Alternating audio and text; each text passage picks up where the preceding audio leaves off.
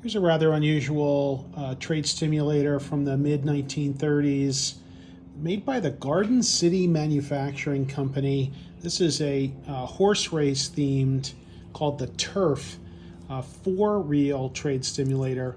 The way you play it is, and there's a great instruction card here on the front with the racing theme and or racetrack theme, I should say. Basically, you drop in the coin, and it can be, you see how there's no denomination indicated. You can play a penny, you can play a nickel. There's the reveal window on the side. So if you win, the operator or the owner would look and see what coin you played and then pay off based on that. But when you play it, the 4-reel spin, the first 2 have to match.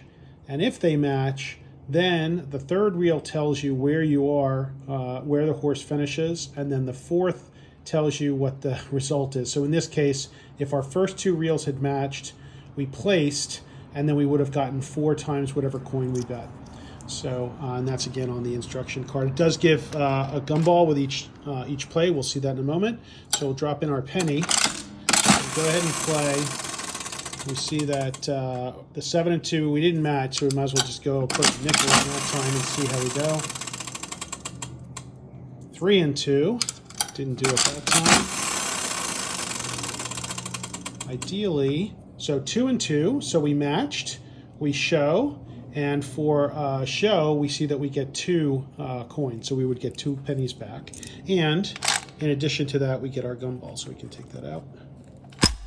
And that is the 4-reel horse race theme trade stimulator.